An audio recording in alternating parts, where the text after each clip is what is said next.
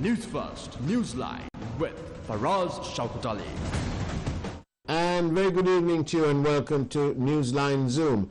Newsfirst is doing these programs using Zoom because of a growing concern for the spread of the COVID-19 pandemic. And so we're trying our bits. Everyone else is full of all these things. But at the end of the day, can you tell me why is it that it just sort of happens once a year? I assume you're referring to the UN Human Rights Council session? Yes. The UN, the two little letters there, U.N. and then everybody goes into... Right. I don't think there is need for anyone to get color-qualified, as you said, because the reason that Sri Lanka is on the agenda of the Human Rights Council, and the reason why there were, resolutions passed, the most recent being 46/1 in March 2021, is there are outstanding issues in Sri Lanka related to grave human rights violations, particularly related to the war and the end of the war, that haven't been dealt with. And because this government in particular is refusing to deal with them, or shall we say they're saying that they can deal with it internally, that there is no need for any sort of international involvement.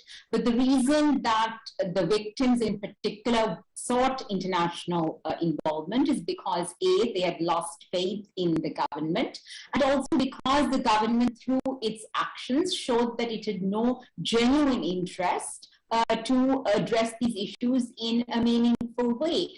So therefore, by actually genuinely addressing these issues in Sri Lanka, we could have avoided all the kalabala of the Human Rights Council and all these resolutions. So what happened to 30/1 then? Well, there were some institutions that the government of the time, they have only a government, made some attempts to implement it. But it was partial implementation. For instance, there was no truth-seeking mechanism established. There was no accountability mechanism established. They established the Office of Missing Persons, which the families of the disappeared were actually quite disappointed because they felt efforts, but it was not fully implemented. And when this government came into power, they said they would withdraw from the resolution, which they did. But another resolution was passed in March, 46/1, and the High Commissioner presented her oral report on the 13th, last Monday, right? And the Foreign Minister actually responded to that. So that is what has happened to date. As I said, the reality is there are so many issues that remain unresolved. And the government is either denying that they have to be addressed, or it is only engaging in rhetoric, and there is no substantive, meaningful action to build trust with the affected people. But we had Foreign Minister Gunawardena go up there and say that we are not going to take the blindest bit of notice about some of these resolutions.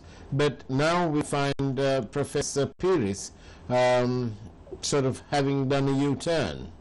Is it a U-turn? Have we done a U-turn? Well, I mean, at the end of the day, Sri Lanka is a member of the Community of Nations. Sri Lanka is a member of the United Nations and has been a member of different bodies of the UN at different times. So you're isolating yourself.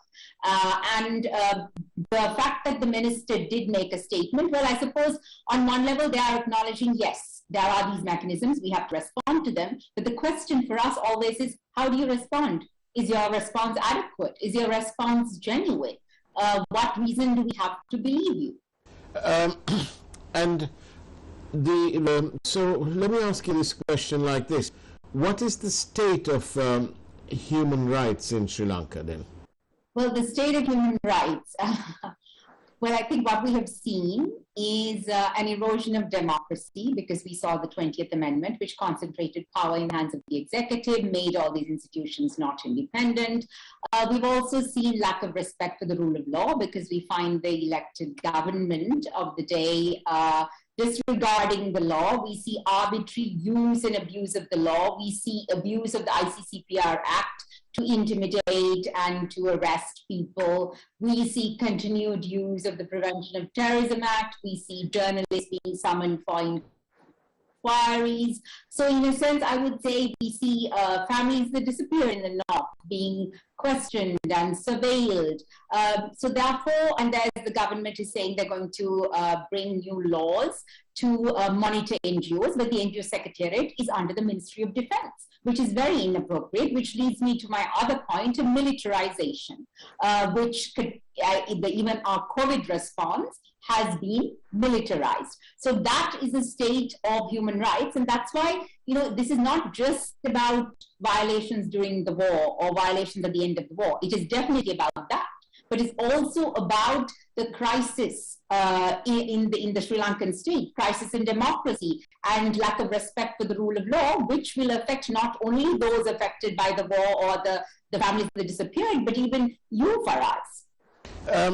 So we're actually also talking about people like Hezbollah and several others who are just held without a trial. Some say without a shred of evidence. Do you feel that there is some mileage in such statements when people observe that there isn't a shred of evidence, but somebody somewhere has locked these people up, and they are also then being denied the trial? And for how long should these people wait before having a fair go of having a trial? Well, definitely. I mean, that's why the PTA, the Prevention of Terrorism Act, is, as a law, it is a horrible law. You can't amend it. You have to repeal it. Just last week, a few days ago, a man who was held for 12 years, right? 12 years he was held, was released. No indictment served, no conviction, nothing.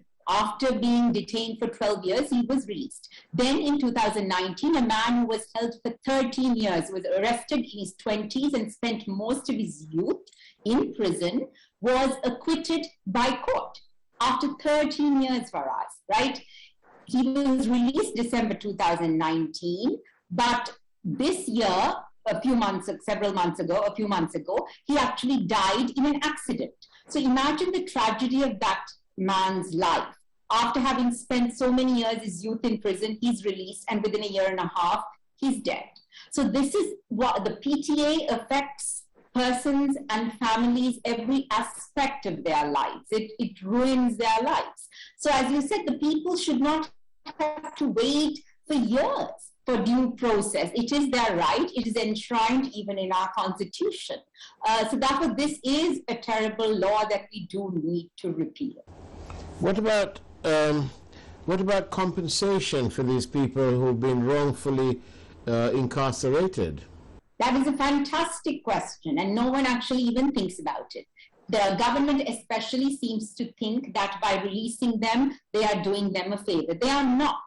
These people have rights. These people's rights are being violated, and you're not doing them a favor. It is not presidential benevolence. You're just following the rule of law and respecting human rights. So as you rightfully said, these people do deserve reparation for the wrongs that have been done to them and their families.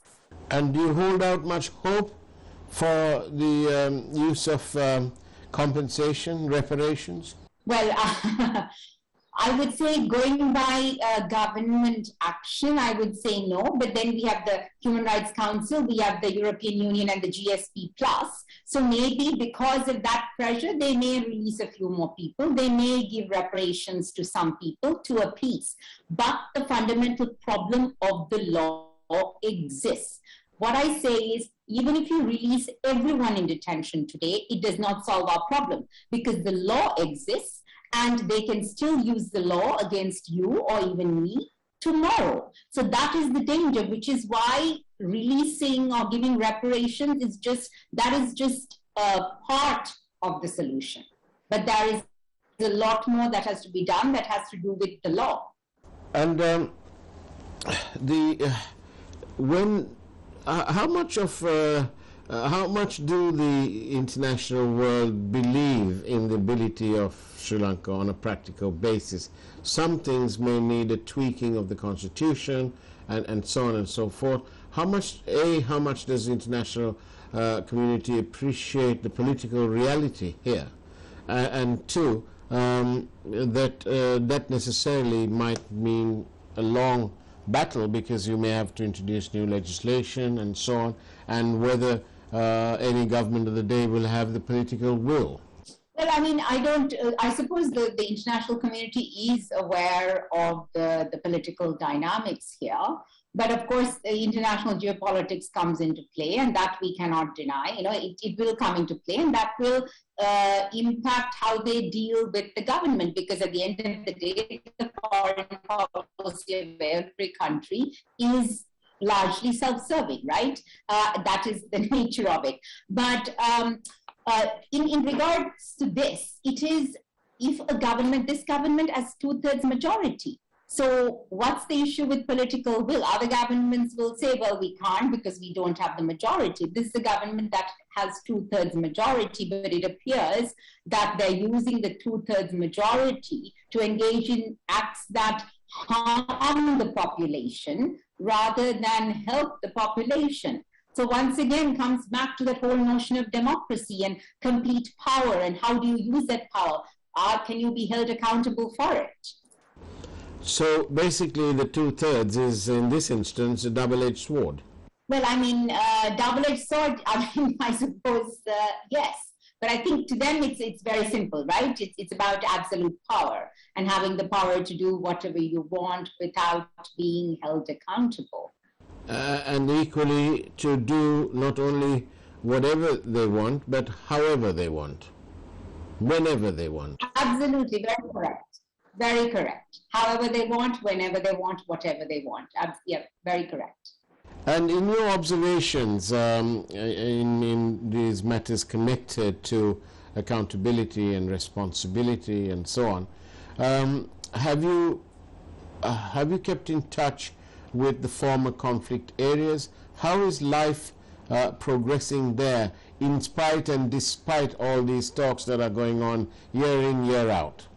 Well, I think for many of them, the situation really has not changed, because they face, as I said, civil society organizations, families that have disappeared. They are under surveillance. They receive visits. They are intimidated, harassed when they protest for land, like the people in Cape Papalavu. And their land is still not being released. There is land in Mulikulam in Mana, not released yet. So those problems remain. Socioeconomically, yes, it's still quite dire. Particularly the pandemic has had a severe impact on the war affected, who anyway had lost everything and had barely begun even struggling to make ends meet. So I think in the conflict areas, their lives are regrettably haven't seen much improvement. And on that note, let's take a short break and take a peek at this evening's headlines from the News First Primetime News team. We'll see you on the other side of the break. News First Newsline with Faraz Shaukat Ali. And welcome back to Newsline Zoom. I'm in conversation with Ms. Ambika Satkunanathan, former Commissioner at Human Rights Commission of Sri Lanka. Now then, Ms. Satkunanathan, if we talk about Sri Lanka as current, we have various problems, and they may well be all connected to human rights in some shape or form. We have the apparently growing misuse of drugs, controlled substances, and so on. Then we have a regular and almost monotonous departure from due process and upholding the law. We saw recently a state minister resign a position. For example, we have deaths in police custody. We have various reports of brutality by the police. In fact, the police, in my view, doesn't seem to have improved very much since the days of the Sattar Shivam case till now, because it takes an awfully long time, and even there they charge the wrong person. So it seems very frustrating from my perspective. Well, okay, which one would you like me to tackle first? I mean, I think all of it comes down to one issue, which is lack of respect for the rule of law, arbitrary use and abuse of law, and of course, continuing impunity and no one being held accountable for any of these violations. For police brutality, that is something that has existed throughout, in a way, for long time during our recent history. We see, when we were at the commission, we actually released a report where we said that it is systemic. It is part of, and it's normalized. It's part of the way that they function. The positive thing is that there is more public discussion, and the media is also reporting cases of torture, particularly in the last year. We saw numerous cases. I've actually documented all this and shared it on my Twitter on a Google Doc as well. State violence, different forms, deaths in police custody, deaths in prison, other forms of state violence. So that state violence with impunity is a huge problem. The other thing that we have seen, brutality and deaths in police custody, is of course, extrajudicial killings in a sense, because people, particularly who have been arrested for drug offenses, they are taken out to find hidden narcotics or hidden weapons, and on the way something happens or someone shoots at them, and then you find supposedly there is an encounter and the person ends up dead. So that too is a very worrying pattern that we have noticed, particularly this year in 2021. In terms of this whole kind of war on drugs, what we see is a very militarized approach to it. And I think an example is also these deaths that have been happening that I just mentioned. And also we have compulsory treatment, drug treatment in Sri Lanka, which is also in the law. We have that in one of our laws. And that is a problem because compulsory evidence has shown globally that compulsory treatment does not work, and compulsory treatment is also a violation of human rights. Many of these drug treatment centers, there are abuses going on, physical abuse, torture, assault, all that. And also people who are subjected to compulsory drug treatment relapse far, far sooner. Even Sri Lankan data shows that very clearly. So in that context, Sri Lanka needs to move from stop compulsory drug treatment and move towards voluntary, have a lot of community-based treatment, community-based support for the families, all sorts of things. So I think we're using our resources, allocating our resources and militarizing our approach, whereas our approach should be health and human rights based. How do you think the government, do they have enough time to sort of address all these issues in between the economic disaster that's going on and the pandemic and so on? I know some people will say, well, they're using that as an excuse, but what would you say would be short, sharp, quick wins for the government in terms of these issues like the human rights and the accountability and so on? Well, quick about action right now. Yes. Don't militarize the COVID response, demilitarize it. Why do you have the commander heading the COVID task force? Don't listen to medical experts. Take decisions based on evidence rather than political expediency. Stop using the law arbitrarily. Stop detaining protesters while you yourself might have large gatherings. So I think there is a lot that they can do immediately. Basically, what they need to do is respect the rule of law, respect the Constitution, be held, be accountable. Those are just the quick, sharp things that you can immediately do. And you feel that is achievable? Well, I think the fact is, Farad, it's like this. Stop harassing or surveilling the families that disappeared. Stop paying visits to civil society organizations, asking them why are they holding programs to discuss the states of emergency. Stop summoning journalists to CID and TID. I mean, do you think that's doable? What's the problem? Who's insecure? Is it insecurity, or is it some sort of future fear, a future insecurity, that when the governments change, somebody somewhere is going to come after whoever it is? I mean, I don't know. Current insecurity, future insecurity, and also not, it's also in our value system. Our political culture is very feudal.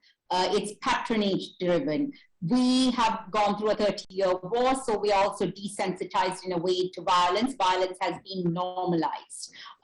We have not acknowledged our ethnic conflict, and we do have a problem where the rights of minorities are not respected. And it's ethno-nationalist politics that is practiced by this government. So I think it is all that mixed together that makes them, I suppose, behave in the way they do. Do you think the international community will soon forget about the likes of Lasantha Wickrematunge and so on? Well, one would hope not, but even if the international community forget, I don't think you and I or others in Sri Lanka, the Sri Lankans should forget, right? That is the important thing. We shouldn't forget, and we should keep that issue alive, and we should ensure that even the international community remembers. Lasantha Wickrematunge is long dead. Tajuddin is long been murdered. And it's almost as though, well, look, come on, this is for two cases, and let's get on with life. But it's not acceptable, is it? Not at all, because it's not just two cases. There are many cases that the general public don't know about. Enforced disappearances, torture, etc. It's not just these two. These two happen to be well-known cases, but there are many cases that are not well-known. And the point is this: there are affected people. They deserve answers. They need to know the truth. Lasantha's family wants to know the truth, just as a person in Mullaitivu who disappeared, his family or her family wants to know the truth. So it's also about the rights of Sri Lankan citizens being respected and Sri Lankan citizens not being treated as separate. Bottom line, the relationship between the citizen and the state. But here we have a situation where in most other parts of the world, if somebody is sent to prison, they can sort of be almost rest assured that their personal safety will be sort of assured. But here we have reports of a state minister who has gone in there using his powers, which are whatever those powers are, to go into a prison at any time. And there are reports that some of these prisoners were threatened. Now, you know, how does one explain that? If you were the PR agent for Sri Lanka, how would you explain that? Yes, indeed. That would be a near impossible task. But the first comment you made, prisons are actually not safe places at all. Prisons are places where, once again, violence is normal, and they use violence or fear of violence to maintain order.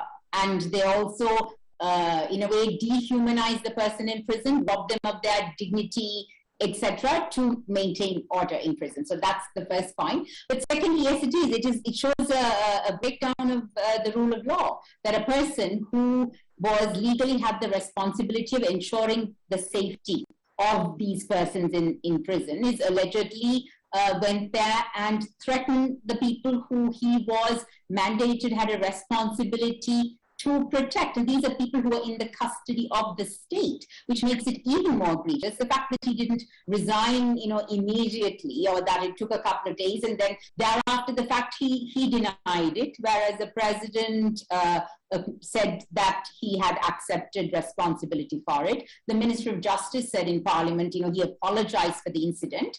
But at the same time, the former State Minister of Prisons continues to hold another portfolio. So what kind of message does that send out to people who use violence and thuggery? You can do all this, you can still be in power. And that, I think, that is what contributes to the erosion of respect for the rule of law. I have a message from a bureau sent this before we started the recording, and they're asking this question.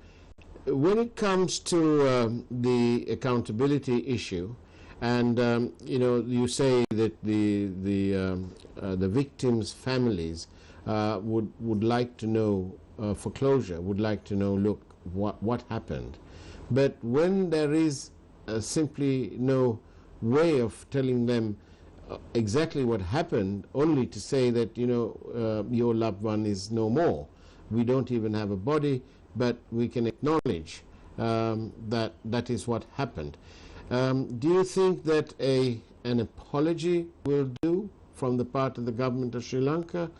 The reparations, sometimes they're saying, well, we don't want the money, we want the truth. But when the truth is elusive, if they can't find it, then how are we going to get on and move on? Well, I think the truth is elusive because no one's really attempted to find it. I think if we actually made a genuine attempt to find it, we will find out the truth. Because those who are alleged to have committed these offenses are still alive and well and in positions of power. So I think the issue here for us is I don't think we've genuinely tried. It's all to do with an issue of integrity, isn't it? Absolutely. Integrity, indeed. Integrity, yeah. This government's integrity has long been questioned. When you engage in undemocratic acts, you act in a democratic way, you crack down on dissent, you're intolerant of diversity and of minorities, and your words don't match your actions, clearly your integrity would be in question, wouldn't you say? Well, Ambika Satkunanathan, we've run out of time. It was getting quite interesting. But thank you very much for your time on our network, on our program. And we look forward to welcoming you on one of our other programs, perhaps the long one, also called Face the Nation, hosted by Shamir Rasuddin, of course. Thank you very much, Ambika Satkunanathan. And that was the way it was on Newsline Zoom. We're sorry about some of the audio quality when there was a drop in signal, but nevertheless, we are trying. And we'll be back in our studios very soon, we all hope. Take care, have a great evening, and as always, God bless you.